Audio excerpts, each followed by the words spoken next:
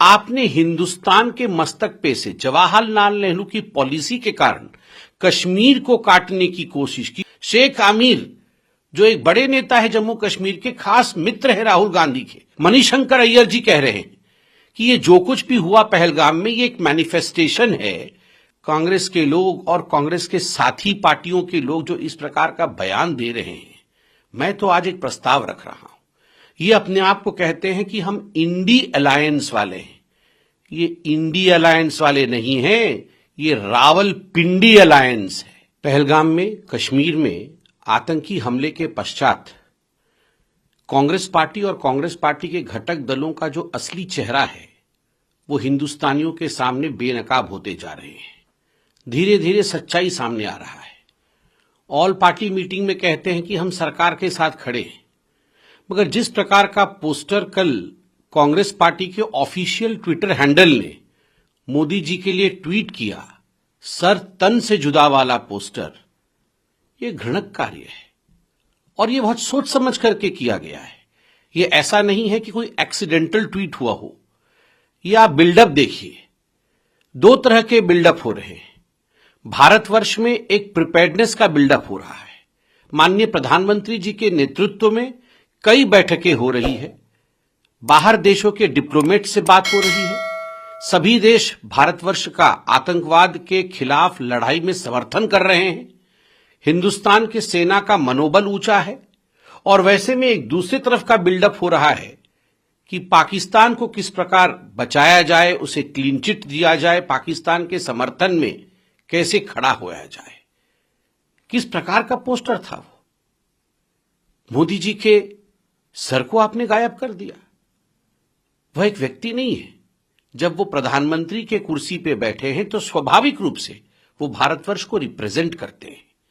आपने हिंदुस्तान के मस्तक पे से जवाहरलाल नेहरू की पॉलिसी के कारण कश्मीर को काटने की कोशिश की और ठीक उसी प्रकार भारतवर्ष में प्रधानमंत्री जी के साथ भी खिलवाड़ करने की कोशिश की, हमारे स्वाभिमान के साथ खिलवाड़ करने की कोशिश की, मनोबल के साथ खिलवाड़ करने की कोशिश की।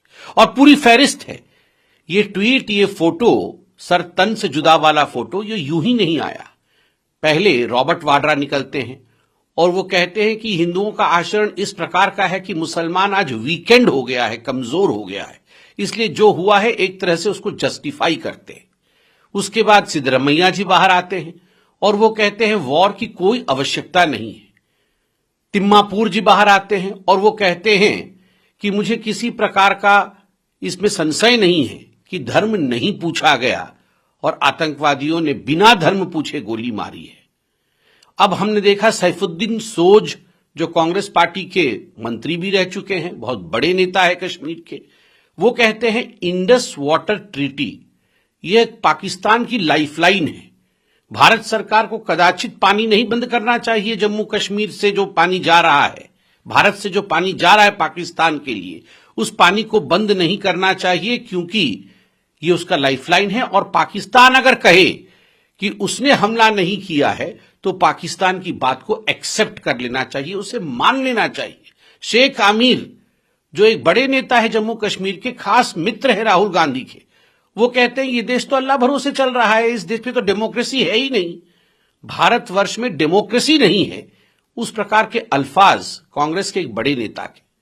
जम्मू कश्मीर के कांग्रेस के अध्यक्ष पाकिस्तान को हाथ जोड़ करके गुहार कर रहे हैं कि आइए आप टॉकिंग टेबल पर बैठिए, हम बातचीत करेंगे। और तो और मैंने यहां पूरी फहरिस्त बना रखी है। मणिशंकर अय्यर जी कह रहे हैं कि ये जो कुछ भी हुआ पहलगाम में ये एक मैनिफेस्टेशन है अनरिजॉल्व्ड क्वेश्चंस का, पार्टीशन के समय। अरे भैया, पूरा का पूरा कश्मीर हमारा है, इसमें कोई संदेह है क्या? ये पीओके भी हमारा है, ये हमारा है, भारत का है। पर कांग्रेस से मन के अंदर इसको लेकर संशय है और तभी मणिशंकर अय्यर कह रहे हैं कोट अनकोट अनरिजॉल्व्ड क्वेश्चंस, और उसका ये मैनिफेस्टेशन है पाकिस्तान के पक्ष में और आतंकवाद के पक्ष में मणिशंकर अय्यर का ये बयान है। और विजय वडेट्टीवार, ये एक एमएलए है कांग्रेस पार्टी के, और इनका भी बयान है कि क्या कान में जाके आतंकवादी पूछता है कि तुम्हारा धर्म क्या है? ये झूठी बातें हैं। आतंकवादियों ने कोई धर्म नहीं पूछा और आतंकवादियों के साथ आप ऐसा मत कीजिए। ये नहीं कह रहे कि भारतीयों के साथ ऐसा मत कीजिए, आतंकवादियों के साथ ऐसा मत कीजिए। ये सारे जो कांग्रेस के लोग और कांग्रेस के साथी पार्टियों के लोग जो इस प्रकार का बयान दे रहे हैं, मैं तो आज एक प्रस्ताव रख रहा हूं। ये अपने आप को कहते हैं कि हम इंडी अलायंस वाले हैं। ये इंडी अलायंस वाले नहीं हैं, ये रावलपिंडी अलायंस है। This is not India alliance, this is Rawalpindi alliance. और आज से हम भारतवर्ष में, आज से हम भारत में इन कांग्रेस को और कांग्रेस के घटक दलों के नेताओं को एक बात स्पष्ट कर दे कि आपको आज से हम इंडिया अलायंस नहीं बुलाएंगे। आज से आपका नामांकन हुआ पिंडी अलायंस। पिंडी मतलब रावलपिंडी से पिंडी अलायंस। और मुझे लगता है वो दिन भी दूर नहीं है। अभी तो पाकिस्तान के मीडिया के हीरो बने हुए हैं राहुल गांधी, पाकिस्तान की जनता के दुलारे बने हुए हैं कांग्रेस के तमाम नेता। मुझे लगता है वो दिन भी दूर नहीं है जब ये इंडिया अलायंस वालों का, वो तो गायब ही है हिंदुस्तान की राजनीति से। मुझे तो इसमें कोई शक नहीं है कि थोड़े दिनों के बाद ये पिंडी अलायंस वाले, रावलपिंडी अलायंस वाले पाकिस्तान में ही चुनाव लड़ेंगे, पाकिस्तान की ही राजनीति करेंगे। क्योंकि उनको अगर पाकिस्तान को ही बचाना है, पाकिस्तान के हक में ही कहना है, तो उनकी ये ड्यूटी बनती है कि पाकिस्तान में ही वो अपनी गतिविधियां चलाएं।